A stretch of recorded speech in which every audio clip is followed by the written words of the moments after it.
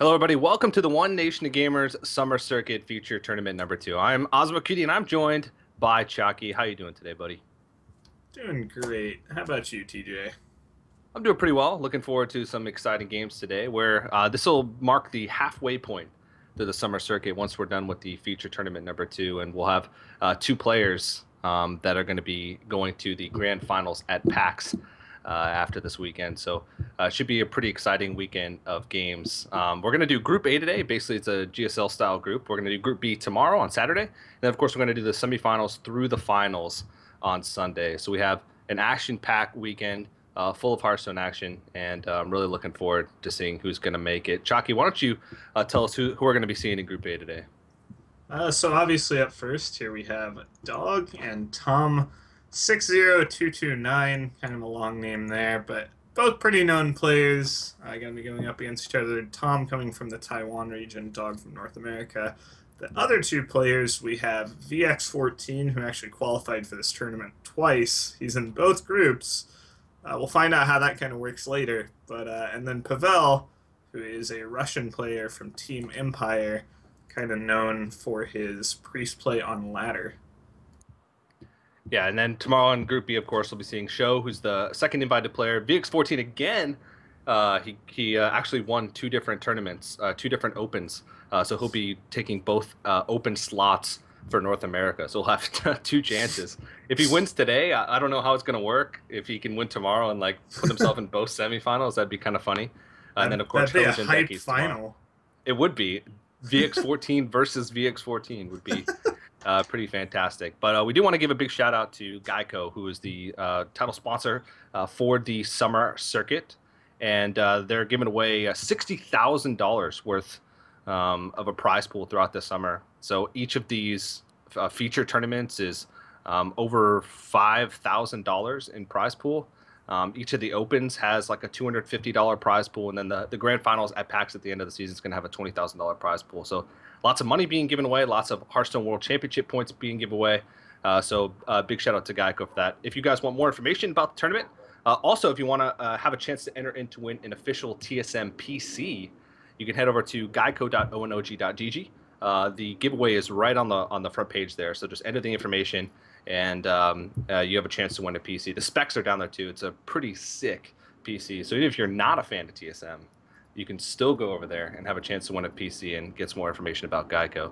But we are moments away from jumping into the first matchup between Dog and Tom. Now, Chalky, these are two pretty well-known players, and I know you've probably played against these guys a couple times. What are your thoughts on this matchup?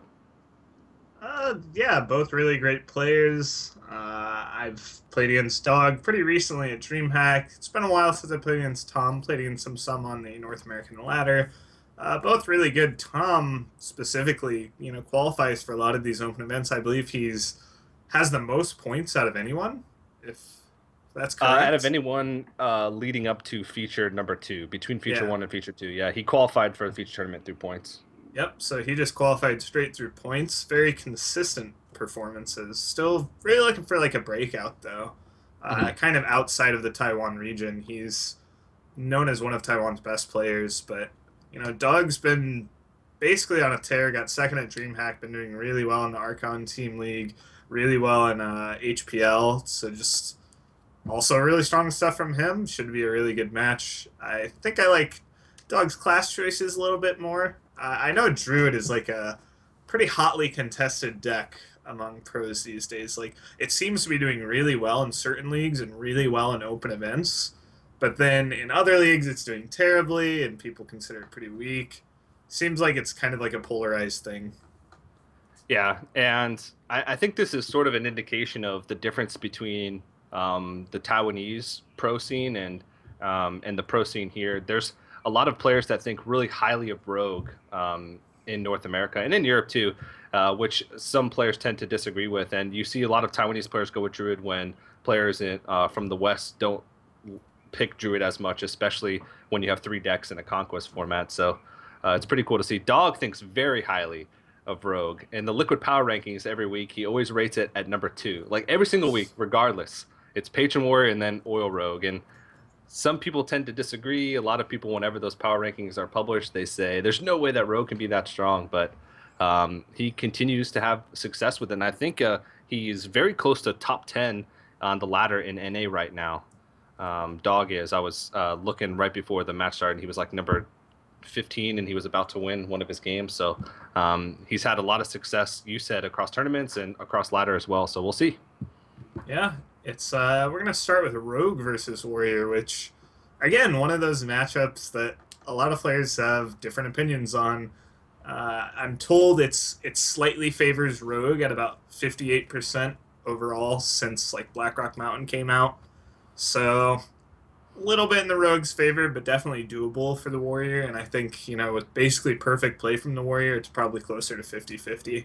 But like you said, Dog's one of those really known Rogue players that has played Rogue basically since the beginning of the game. And if you ever ask him, like, if it's a top 3 class, it is. Yeah. I've been playing Rogue to try and get Golden Rogue for the past like month or so, and this matchup is probably the matchup you play the most because there's so many Patron Warriors on ladder at the beginning of the season, and it all depends on like how many creatures you can get to stick on the board early, and like how much removal you can get the Warrior to use, like removal / combo pieces earlier on in the game so that they can't go off later on. It's all about creatures. It feels like in this matchup. Yeah, and I mean, I think the ones I see the Warrior when they actually either they manage to bait out one Blade Flurry and then make another board and there's no second Flurry drawn, or sometimes they even bait out both Flurries and then kind of just have another wave and you really can't do anything about it. Mm-hmm. The weapons obviously line up really well against the early Rogue cards. Yeah, a lot of times you can just equip Fireworks on 2, knowing that they're most likely only going to play like an Earthring Farseer or a Naked SI on 3, which is it ends up being so that you can play something like a Acolyte of Pain on 3 to set up for something, and it opens up a lot of opportunities if you have the weapons early. Yeah, and Tom actually just went with kind of like a very aggressive Frothing Berserker. That can end up being one of the ways you kill your opponent in this matchup a lot of the time. But he just kind of recognized, okay, Dog didn't play anything. There's potentially just doesn't really have a spell, and if he doesn't, I can run away with this game. And I think that's really what he's trying to do here, and it could end up working out really well for him if this Frothing can't be answered. Mm-hmm. He gets pretty fortunate with the 3 attack creature coming out from or more importantly, 2 health creature coming out from the piloted Shredder. Way the Armorsmith can't deal with it by itself, so he has to use an execute.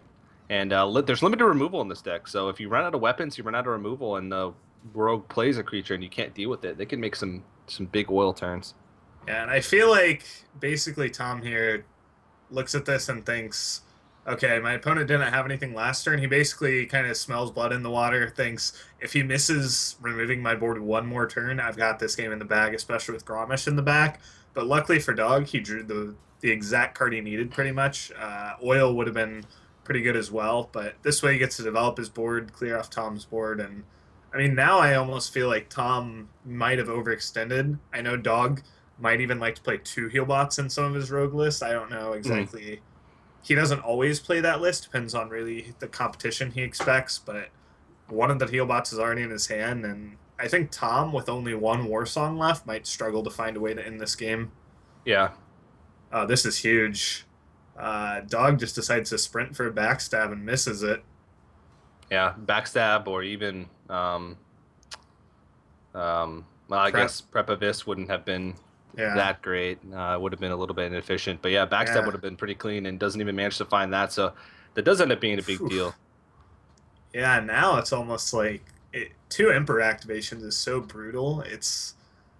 You're just really, no matter what the circumstances, fighting against a warrior that can basically play their entire hand at any time, you're going to have a hard time winning. So it's not the greatest thing to ever happen from Dog's point of view. I mean, I think I agree with the risk he took, but...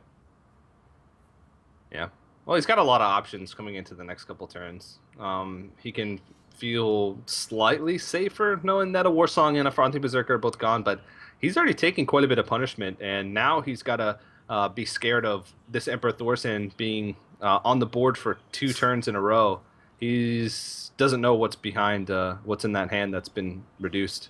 Yeah, he actually gets to clear off, but one card that Warriors have basically cut, and he might not be expecting is this Gromish. Hmm. Now, it looks like Tom's like 3 damage off lethal here. He can charge out the ghoul. Whoa. He's actually just going for it. So I guess he wants to draw a bunch, gain a bunch of armor, and just kind of, like I said, he already got out 1 flurry. And this is just such an aggressive line of like, just, oh, he probably doesn't have the second flurry. Hmm. Let's go. So he knows he can kind of crutch on this Gromish to bring home the win for him if he can drop dog low. But I almost feel like if dog can pick up the second flurry, Oh, oh man, that is sick. How much? that's gonna be 12 from hand, and I mean with the axe, Yeah. dog's gonna have to not only heal but clear this board, which is the hard part. He might Lotheb. He could do something like Lotheb, heal himself, prep, and then eviscerate probably the war song. Though you could also eviscerate a patron here.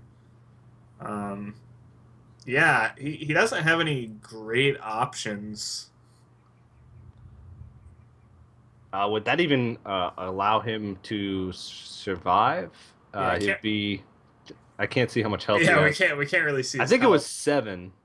And if it's 7, then if he played Lotheb and Yeah, he Earthworm would actually Farseer and still Prep die. Eviscer, yeah, he'd still die. It'd be exactly 10 damage even without the enraged Grom. So, So that's actually gonna do it.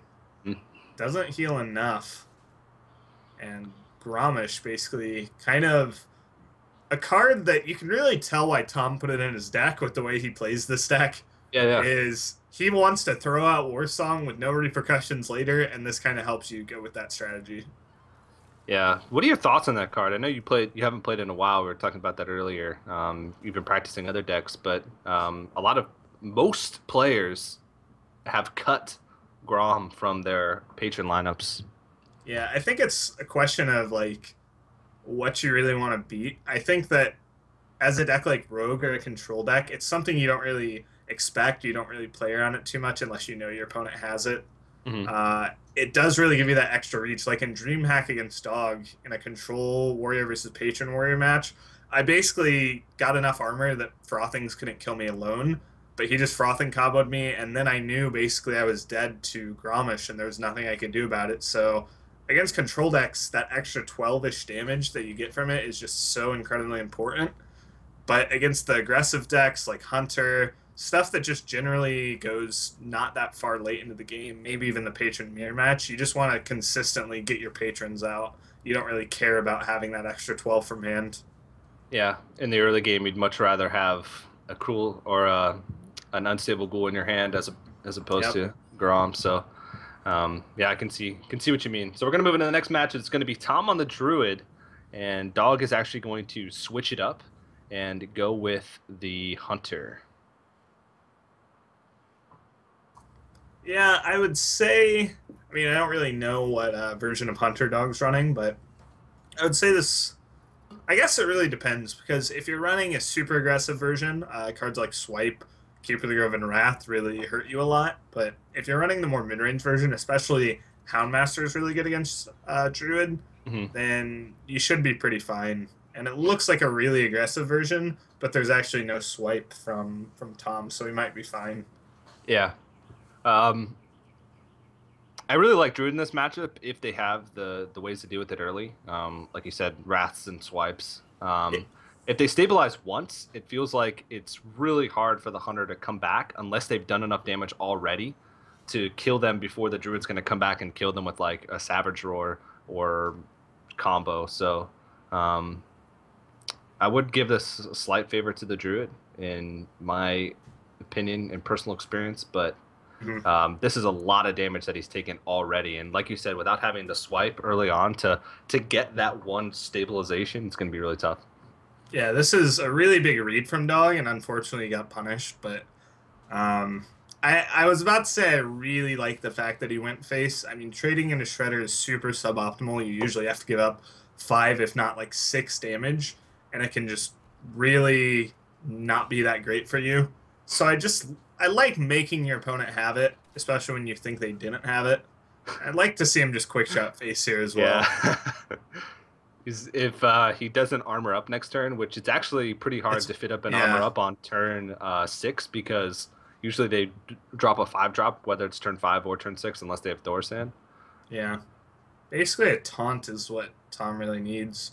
Yeah, I can't see him armoring up here. And if that's an explosive trap, it's game anyway. I feel Yeah, like Tom has to attack. He basically Tom needs to play for an innervate draw to innervate out the combo and win next turn. yeah, The secret is explosive, so basically the game's over. Um, yeah. really nothing he can do. He could wrath his own Shredder, I guess. But yeah, you can't expect Leroy. I mean, yeah, the armor up doesn't play around much, so it's Yeah, pretty unfortunate. he's dead to just kill command and hero power anyway, so it didn't really Yeah. matter. And I mean, sometimes even if you get good draws with wild growth into swipe, which sometimes isn't even enough because if a hunter hits their curve, then there's not much you can do to stop them. So Yeah, I quit game 2. yeah. If your 2/1s get to push damage through against Druid, specifically Dog kind of hit that break point where you get them to 15 in 3 turns, Mm. and that's just so huge. If Tom had really had the swipe on turn 4 or turn 3 with the wild growth and removed all the minions, basically Dog didn't really have another way to activate that abusive. He would have been lacking, 8 damage, and Mm. that game would have been completely different. Tom probably would have gotten a combo turn and won, but basically just one extra turn in those 2/1s hitting face matters all that much. Yeah. So Yep. Well, Dog still has Rogue and Warrior left, and it looks like he is going to throw out the Rogue this time. Tom's going to switch it up and go with the Warlock, and it looks like it's going to be a Malagos Warlock that Tom's going to be bringing up.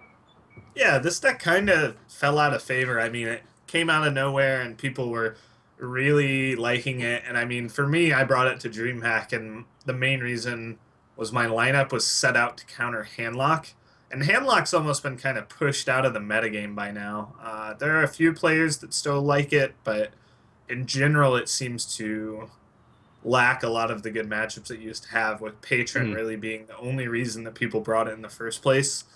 So I think the Malagos deck, I mean, it almost seemed like Tom's lineup, like you said, is almost like from a different meta, where he's been practicing against different decks, he has different opinions on things, and kind of brings a new take to this tournament the Dog might not be ready for. Yeah. Yeah, and I mean, I've casted a lot of tournaments where Tom has played in, and it always seems like it feels like he's either a step ahead or a step behind. Like it Hmm. is always just feel like he's playing in a different meta because he never has the same lineup. Like he would always bring Rogue when nobody else would bring Rogue, and now that Western players are starting to bring Rogue, he's Yeah. phased it out and is bringing Malagos Warlock. It's interesting, but it's pretty cool. Yeah, the bad part can be like, okay, you're playing different decks, but it's almost like this is a lineup from like a month ago where you Mm. bring the Malagos Warlock, the Druid, you don't bring, some of these decks that are finding newer places in the meta where, like you said, a lot of players favoring Rogue a lot more. Um, Besides that, Hunter and Warlock are kind of the main decks, Mhm. and not so much the Malagos Warlock anymore. It's more of the Zoo stuff like that. Yeah. This is a pretty sick opening from Dog, getting out the teacher and Prep Abyss to be able to deal with the Imp Gang boss. And I feel like Rogue has a pretty good time in this matchup because a lot of times they can have things stick on the board early on, and essentially it comes down to who can deal the 30 damage first. And since a lot of times it takes the Warlocks a long time, and Rogues can do a lot of damage from hand, sometimes they just die before they can get all their combo pieces in place. Yeah, that could have been a really bad discard. I mean, he had a 1 in 6 at discarding his Malagos, but Yeah. only lost to Defender of Argus, which won't hurt him too much. I mean, the deck doesn't play that many taunts. It's usually just like a Belcher and an Argus, so that is kind of bad. I know that Rogue is traditionally favored in this matchup. Basically, the Warlock doesn't have enough to stop their combos, but I mean, if Dog sits on a weapon one of these turns, Yeah. then that Ooze is really going to punish him. Yeah, that's the ooze was put in pretty early on in the deck just so they could stop combos from Patron Warrior and Hmm. have a way to punish rogues for being greedy with a weapon charge. Yeah, I think it's really just going to come down to if Dog is greedy with the weapon charge, and we're going to see that later in the game when he draws his oil. Yeah. Deadly Poison isn't quite as impactful, one charge of the Deadly Poison, especially since he doesn't even have like a flurry anyway. So, Hmm. um, I mean, we could see Tom still just go for the ooze if it's really yeah. the best he has. Yeah. Uh, I mean, if he plays the ooze first, I guess he's just going to go for a heal bot. Mhm. Yeah. Be really safe. Or okay, just Shadow Flames it. I actually missed that card in his hand. It's usually not in the Malagos Warlock, but again, more tech choices that can kind of like surprise your opponent. Yeah. A lot of times it's double Hellfire because the Hellfire benefits from Malagos to be used as like extra burn. Yeah, and you don't really have something like Ancient Watcher in your deck. You don't have great Yeah. targets for Shadow Flame. When the deck first came out, people were running Shadow Flame because a lot of players were running like double Abusive Sergeant, like double Abusive Sergeant, double BGH, and Abusive Sergeant makes like you can turn like a Hmm. 1/1 imp from your imp gang boss um, into a decent, pretty much a Hellfire with a Yeah, it was also a pretty nice response to Emperor Thorson. You could Abusive BGH it, whereas normally the deck kind of struggled to remove that card. yeah. Good. There is It's true as well. the Abusive Sergeant. And I mean, Tom has thrown away 3 of his burn spells, so he's Wow. really not going for the combo win this game. Kind of identified his win condition as, I guess, running the rogue out of stuff and taking over the board, but I don't know how well that's going to work. But now that Dog threw out Sap, we might just see Malagos hit the board. Yeah. I feel like this is not a good way to go about this matchup. I don't think you're really going to run him out of stuff because the rogue has a lot more than like 40 whatever damage Uh after you huh. factor in your heal bots. If they can get their cards off efficiently. He does run Yeah. 2 Soulfires. I know a lot of players were cutting the second Soulfire because having the 2 in their hand was a little bit rough, but he does have that as his last available option for burn. Yeah, I think like basically he thought, okay, I don't have Emperor. I can't really rely on drawing it. I'm just gonna remove it. It seemed like really mediocre though to just throw out, both of your dark bombs when you've already used a Soulfire. Well, And there it goes. looks like he got rid of abusive. No, owl. Owl, second Okay. owl. Well, he held on to Malagos. I mean, I'm not sure how much Malagos matters now though. How much damage is this? 4, 10, 15. 15? Yeah. It's not enough, but it does allow him to deal with the Twilight Drake Mhm. pretty effectively. And now this Powder Shredder is gonna stick. Yeah, there's nothing to remove it. Both owls are gone. I mean, all the burn spells are gone. I guess there's Hellfire, but if your opponent Hellfires, you're not upset. Yeah. So you could see like Fan, maybe Flurry this turn. Yeah, it looks Hmm. like. I mean, Dog just kind of recognizes, okay, the Shredder is about to solo him. Like he can't do anything about this. Yeah, he even has sap to be able to deal with it if just the Malagos is played on the board. Hmm. Yeah, or Belcher. Usually, I think the list that I used to run ran a single Belcher, like a single Belcher and a single Defender of Argus. Yeah. But who knows with Tom? He did run 2 owls. We did see that. Yeah, I might have liked to see Implosion here because both fans are gone. He already used a flurry, and it's not like he wants to flurry 1/1s anyway. This kind of opens you up to like just sap in general, but also just you really want to play your taunts when your opponent doesn't have anything anyway against Rogue. But Yeah. yeah, that's both saps out. So I mean, now if he can kind of get it to stick, but it's going to be really hard to get it to stick. And yep, Dog's just gonna go face. He's out of heal bots. Like you said, I really don't think Rogue's a deck you can kind of grind out as the Warlock. No, because you think about it, he's still got like a second oil and a second blade flurry in his deck still. I think he has. No, he's used both eviscerates, but I mean, yeah, it's just super tough. Yeah, I mean, I think he's actually just. I guess he can abusive to clear off one of these, so he's not just dead. Uh, Oh, I yeah, mean, is he could he? just sprint. He could just sprint and draw into Blade Flurry. Like he's got like Well, no no. Oh, cards. I Like don't think he should sprint. I think he had lethal there. But oh yeah, I guess he had literal no chance. No, he had a chance not to draw it. he had one Okay. card left. Yeah, yeah. He could have gone like backstab, oil, kill Yeah, the Belcher, and then SI it, and then go face with the yeah. But either way, basically, I mean, he went for the play that didn't require as much thought. Like I need Blade yeah, Flurry. I have 5 cards left. Sprint gives me you, 4. yeah. You literally like you just can't. I don't know. It felt like Dog just kind of metered out his damage, knew exactly how much he needed, and once both heal bots were out, it's like okay. My opponent's dead. There's not much he can do about it. He was under no pressure the whole game. He knew all the burn spells were gone. Yeah, So it just felt like a game of solitaire from the rogue side. yeah. Well, now Dog's on match point. He wins this. He moves on to the winners match. Keep in mind, this is like a GSL group stage. Basically, it's like a double elimination group. There's 2 matches. The winners play each other. The losers play each other. And then there's 2 elimination matches to follow that. And we end up with a first place and then a runner-up for the group. And those 2 players move on to the semifinals on Sunday. So if Dog wins this, it means he only has to win 1 more. He has 2 opportunities to win 1 more match to qualify, which puts him in a really good spot. And if he wins the second one, he only had to win 2 total matches, whereas if he had lost the first match, he would have had to play it in 3 total matches. So it just makes it easier for you to climb if you win that first match. Yep. So Patron versus Malagos Warlock is this matchup, and intuitively, kind of you're like, okay, Hellfire, pretty good against Patrons. He should be fine.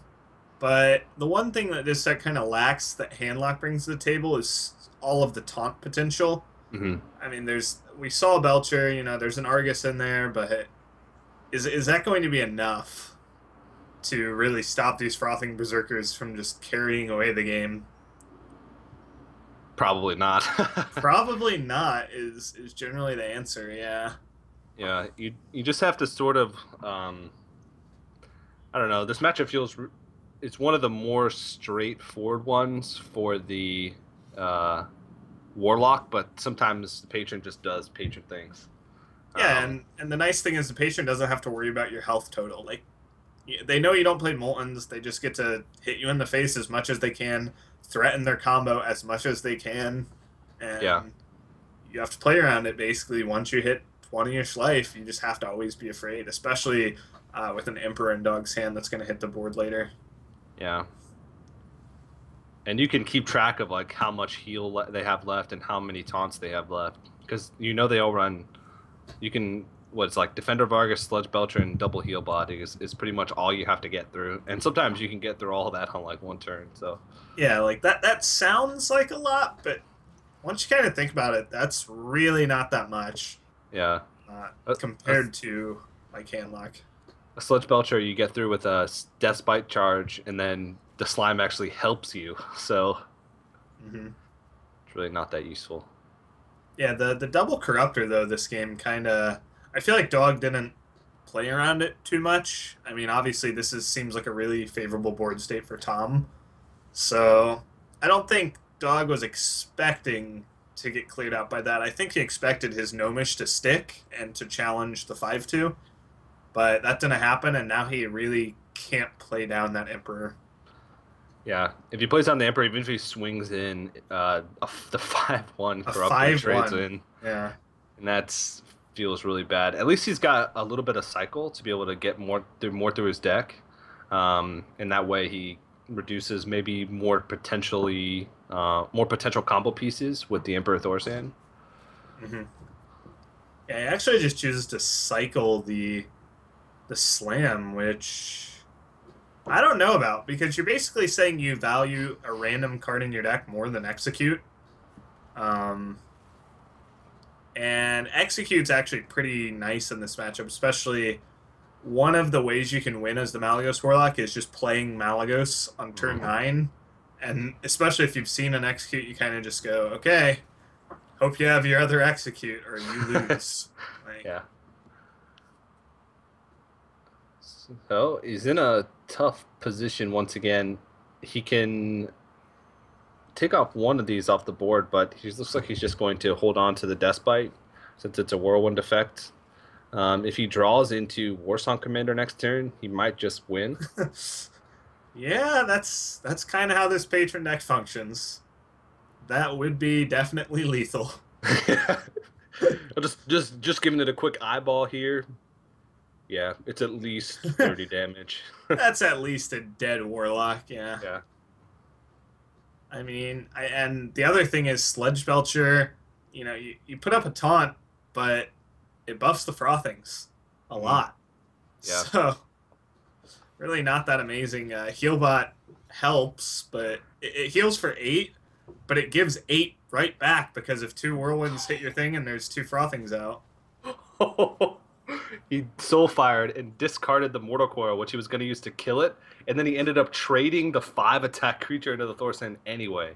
So he effectively just wasted his soul fire because it discarded the 1 card he was going to use to deal with it. That is rough. Tom, though, not phased at all. Look at that face. He's a stone cold Taiwanese killer.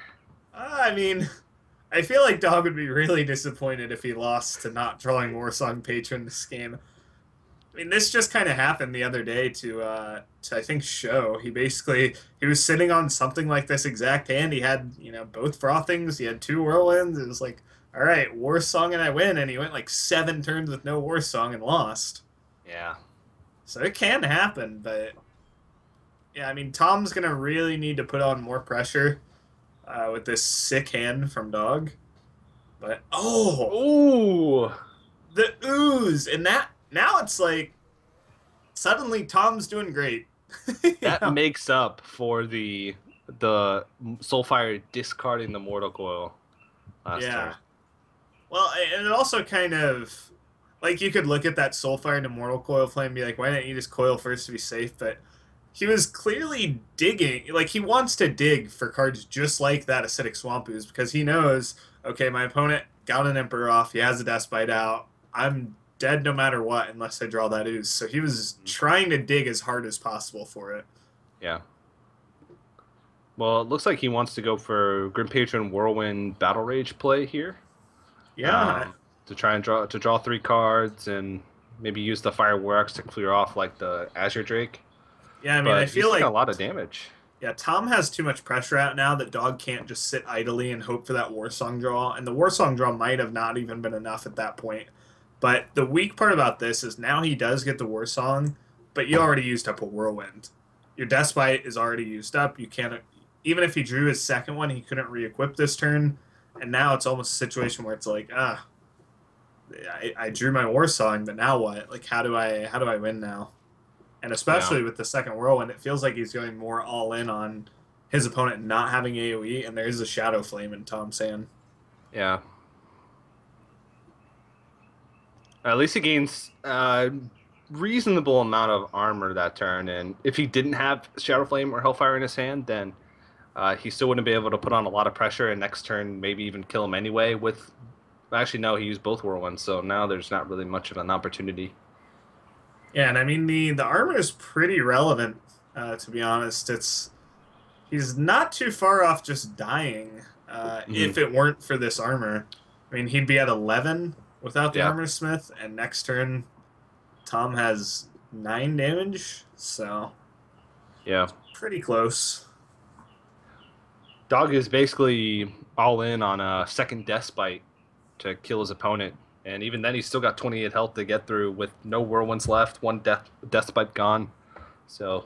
Yeah, looked like he was thumbing over that Grim Patron just thinking about playing it. And I could see that happening. The other play would be just playing 1 Frothing. I feel like he's desperate enough that at one point this game, and this might be the best point because his opponent has no board, he needs to play out one of these combo pieces the turn before, because combined it's a 12 mana combo. You can't play it all. Yeah. So if you can play out one of those cards beforehand and it sticks, he might get there. Mm-hmm. And yeah, right. He threw out the execute early, and now it's, like I said, it's that situation where you're dead. And it's the perfect turn because he drew that Despite. Well, he can kill the Malagos. Oh, no, you can't. No way. He can. What are you gonna That would do? be so ugly. You have no executes. You know Now, that okay, if he just armor ups, what is he at? He's at 23 health. He's gonna take 4 damage from the Malagos. He's gonna be at 19. so you're not So dead to the actually, he's spells, not dead to like one but Soulfire, one Dark Bomb. Abusive Sergeant would get there. But So yeah, I think from Dog's point of view, you have to go for Deathbite armor up though, because there's nothing else that wins you this game, yeah. in any realistic circumstance. He might be thinking there could be like Hellfire, Dark Bomb, Soulfire, or like double. I don't know if he's used. I know he's used one Soulfire, but has he used a second Dark Bomb? I don't think so. So No. maybe he's thinking double Dark Bomb. Well, now he's out of time, so Yeah, he's just got a Deathbite and armor up. this is clearly kind of the intuitive play. I think. Okay, so it looks like he was thinking about if he should play Grim Patron or not over armor up. I really would have liked armor up because right now he's exactly dead to Dark Bomb Soulfire, Yeah, which is quite irrelevant. I mean, Tom had him no matter what, but yeah. He's just yeah, gonna so, go for good measure just to make sure the lazy yeah, way. Instead of counting, I'm just gonna make sure that I overkill him. you should have punished Dog. You should have made him think, "Oh man, I should have armored up." Yeah. Now Dog's just like, "Ah, it didn't matter." Yeah, so using both executes ends up coming back to haunt him, and not drawing that Warsong Commander on time. Also, he had a near perfect hand to be able to push through with lethal. A Despite equipped. He had Whirlwind in his hand. He had both Frothing Berserkers and a Grim Patron. All he needed was the Warsong Commander to piece it all together, and he just didn't get it in time and had to use a lot of those Whirlwind pieces and removal pieces to just sort of stop the damage from coming in. And now it's tied up going into Game 5.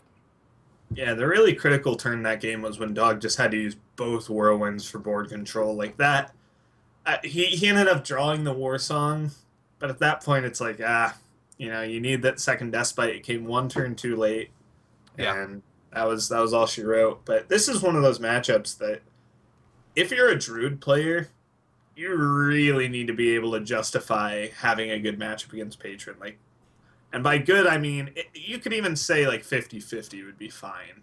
Mm-hmm. But you can't justify playing a deck if it's actually, not only weak overall, but weak to Patron. Especially when it seems like the rest of his lineup wasn't that bad against Patron. Yeah. He just beat it with his Warlock deck, and it could be the deck that he ends up getting the most wins off of. Yeah. Well, he has the Warsong Commander this game. Yep. Not that relevant in the Druid matchup. I mean, this matchup is much less about comboing off to kill your opponent as it is comboing a bunch of patrons that Druid can't deal with. Yeah. So basically you just want to play as much stuff as you can, and then I really like the charge here from Tom. I mean, it plays around just like slam execute, and then suddenly you've got a Frothing that you need to swipe. Yeah. And make sure turn awkward, and now he still has to deal with this Druid of the Claw, so he's not only is he taking damage, but he's also using either removal or a weapon charge here. His hand's still really pretty good, though. He's got a decent amount of card draw with Acolyte and War 1 effect from the Despite. He's got No Wish Inventor, and he's got 2 of his combo pieces already, so... Ooh, but the Druid is really picking up a lot of gas, and that's one of the things that really matters. Especially, like, if Dog this turn had just a giant Patron turn, he could just take over the game. Mm-hmm. But now, basically, the Druid's always going to have the initiative, Dog's always going to be responding, and the Emperor helps quite a bit because, you get all the discount, but... Yeah. Holy moly. Suddenly, as Dog, now, I mean, one innervate's out, but you're a turn off having to deal with combo. Yeah. You can throw this in, execute, and then coin out Emperor Thorsan with, what is this going to be, 7 cards getting reduced? That's, Yep. And 3 of them being Warsong Commander, Frothing Berserker, Grim Patron. Yeah, he's lacking the Whirlwind, though. I mean... Well, the rest of the cards that he's reducing are cycle, so it's like... Oh, yeah, I mean, that's the everything's deck. lining up. Yeah. But The shield block could come in nicely. I mean, for him to play around combo, but he could get a lot of patrons this turn. They would be he'd be really weak to swipe depending on what popped out of the shredder. Hmm. So looks like he's just gonna go for it though. Yeah. You get to slam one of your patrons and run it into the yeah, okay. This works out a lot better because your Emperor doesn't get damaged unless something terrible pops out of this shredder. Hmm. Okay, so he's gonna play around taunt in a way. I'm not sure what taunt would really punish him anyway, but wow, That's like that the is the worst. worst one to get. Yeah, now he's not weak to swipe. Well, he still actually is because he won't have enough room to spawn extra patrons. Yeah, that's Yeah, he should attack into this though, yeah. because if he doesn't, then it gets to run into a 3-2. It doesn't reproduce, and then swipe hurts you even harder. And Actually, Tom could board clear mostly. he has Azure Drake swipe. He has Azure Drake swipe though. If he draws into an Innervate, he's got a full board clear with hero power. Oh man, That's pretty gross. yeah. Revenge for So the haunted creeper. yeah, so what looked like just amazing luck for Dog turns out to not be that big of a deal. Dog did get to keep the War Song Commander, which could help him quite a bit. Well, we'll But see. If he doesn't look like he has much mana to be able to use it, and next turn is probably just going to get hero power down, but he can fit in a little bit of extra damage or find a way to more easily deal with the Azure Drake that's on the board. yeah, he could get a decently big frothing here. Looks like he wants to. I wouldn't be surprised to see him just trade in the War Song. The only advantage to really keeping it around is you force your opponent to hero power next turn. Okay, so he's going to keep it around just to force out the hero power. Hmm. At least, hopefully, in his mind. Could see Wrath, could just see Force of Nature to clear. A swipe would have been insane for Tom, but now he kind of has some thinking to do. Do you really want to give up your combo just to clear? All right, he's going to, though. Yeah, he's going to use a piece though. He's Yep. still got a Force of Nature left in the deck, and he does have Harrison Jones to be able to answer a Death Bite that's developed. That's a lethal setup. Yeah, I think he's thinking with one frothing out of the way, one patron out of the way, and one war song out of the way. There's a very good chance, especially with the Harrison, that you can just grind your opponent out of this game. Hmm. Unfortunately for Dog, I think he might go with that Death Spite this turn and get punished by the Harrison. He can equip Fire War Axe and check for Harrison. Yeah, Try and get him, that doesn't. make him get greedy. Yeah, that doesn't set you up for anything though. I think he really wants to set up for this Grim Patron next turn, Yeah. especially with the Acolyte off the top. You can go Acolyte, Armor Smith Patron. You can heal out of combo range. You can Inner Rage, make 4 patrons, but unfortunately, none of that's going to happen Hmm. thanks to Mr. Jones. Yeah, I mean, Dog's got to be feeling bad. I mean, it feels like he's just been getting like weapon destructed every game. His Yeah. opponents just had like the perfect stuff.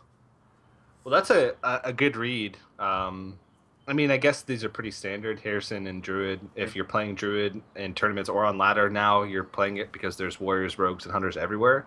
Yep. That's Dog's lineup. It's warrior, rogue, hunter. So the weapon removal is really helping. Yeah. Dog's still in it, kind of, but it's going to be really tough. He can remove the board here, but I mean, maybe you just make 2 patrons. To be honest, you have to do something pretty soon here. You need to be proactive Hmm. because if you just keep removing, I mean, the whole Druid deck is just full of minions, Hmm. so they're almost always going to have something else to play. See if he executes and attacks him with Fiery War Axe, then he'll be at 16 health, so he'd still be out of range of a lot of things. I mean, he does have pieces in his hand to be able to combo if he draws into War Song. Like he's got the Inner Rage. If he draws second or Whirlwind, first Whirlwind, has he been through any Whirlwinds? Like just straight up Whirlwinds? Yeah, I like this from Dog. It looks like he's going to go ahead and just make two patrons, and throw out an armor smith as well that gain one armor. Also, just have another body on the board that can maybe enable battle rage next turn. And this is just going to make Tom have to react to him, which is so incredibly important in these grindy games. Yeah. And Druid does have a limited amount of spot removal for patrons. I mean, he does have Keeper left, which could be used to pick off a 2 health. Swipe and Wrath, but Swipe can sometimes be a liability, depending on what health the patrons are at. Charging in Druid to the Claw is an option as well. Both Wraths are actually gone. And, oh, really? Okay. One Swipe's gone, and one Druid to the Claw. So, I mean, it's basically down to 2 Keepers, a Swipe, which, again, isn't that great here. And, he's been through a Keeper also. Oh, has he? Okay, so one Keeper, one Druid. And, yeah. So, not... Yeah, I mean, just imagine if Dog didn't make this play and went for something more passive, and Tom just went, like, Belcher, Druid, Taunt, go. Like, you can't do anything. But now Belcher's a liability, and Tom has to, like, try to fight back for board just like this. And this is going to give Dog pretty good battle rage, especially with the Whirlwind pickup. Yeah, he's going to get to draw so many cards. That's the rest of his deck, I think. So he has to be careful with how much he actually draws. Yeah. Because he only has five cards left? That's what he's thinking about right now. You could tell he instantly went to play the Acolyte, and then he thought, hold up. Yeah. Do I just want a battle rage for 2? I do. So, I wonder, though, if there's no guaranteed lethal, because if you Whirlwind before battle raging, even if you draw a Warsong Commander, you don't get any charges. Yeah. But, I mean, with double Armor Smith and a Whirlwind, I struggle to see how Dog can really lose from this position. There's no real insane Sylvanas steal that can happen. He just needs to be really careful to not lose his board, basically. He needs to go quickly as well. Yeah. He's running out of time. The Spectator does have a little bit slightly longer delay. Yeah, he got it all off because he got the green button. Yeah. Looks like he just ignored the Sylvanas because of time reasons, which is pretty acceptable. Now, the only thing to consider is there a way, like, say Tom drew Swipe, maybe. I just don't think he could actually remove everything, which is basically all Dog had to play around. And all of a sudden, Dog's at 31 health, so yeah, combo is not eat your heart out. Yeah. He's just got to hope that he steals something impactful, and I don't even know if there's nothing that's impactful. Yeah. Well, I guess that's one of the best one, yeah. Now, I think you just make taunts, because, but then your opponent's going to get more patrons. Maybe you just make a taunt, and you keep her off. Like, you drew to the Claw taunt and keep her off the 3-2. Yeah, I think that's more reasonable. You definitely can't charge and keep her because you haven't seen 2 axes. Mm-hmm. Yeah, so he's going to go with 1, and yeah, he's going to go with that play. So, I mean, he got the slight RNG, and now he's not just dead, but, if Dog should have lethal here because he has a War Song in his deck. So if he just draws off this Acolyte twice... He's got lethal on board. Oh, does he? Yeah. Yep. So he doesn't even have to dig. But basically, I mean... I think it was Deathbite Warsong left in his deck. Did he use both Deathbites? I thought he only used one. Okay. One was definitely a second Warsong, but I guess it didn't really matter because he had lethal on board anyway. But Dog is going to take the series, so he's going to move on to the winner's match. Tom is not out yet. This is a double elimination group, so he'll move down to face the loser of VX14 and Pavel. So he's going to have to climb his way back up. He's going to have to win every single game from here on out in order to qualify for the semifinals on Sunday. Yeah, I mean it's nothing new to him. He's played in a lot of tournaments, lost in a lot of tournaments, won a lot. So it's almost just another day for him. But it does suck to kind of lose your first match, especially when it was so close. Yeah, Uh, but yeah. speaking of tournaments, this is actually a completely open circuit. So everyone watching, you can join in on all this action. You could qualify for the next one of these tournaments. The open registration is over at liquidheart.com. There's a European tournament on Monday already, another North American one on Wednesday. And I mean, it's free to sign up, free to play. So go on over there and sign up. Yeah, if you go to liquidheart.com, on the right-hand side on the bar, you'll see upcoming events. You can click on them. It'll bring you to the page, and it'll have a registration link right there. So you can compete in the European one and the North American one, regardless of what region you're from, as long as you have cards on the region that you're playing in. The GEICO points that you earn for each region are separate, so you can't pool your points from the EU tournaments and the NA tournaments, but you still can compete in both if you so choose. So like Chucky said, make sure you head over there. We are going to take a quick break before we jump into the next match between VX14 and Pavel. During the break, make sure you head over to geico.onog.gg. You can get more information about the tournament, how the GEICO point system works, and the schedule for the upcoming events, as well as enter in for your chance to win an official TSM PC. But again, guys, don't go anywhere. More ONOG Summer Circuit action continues right after this.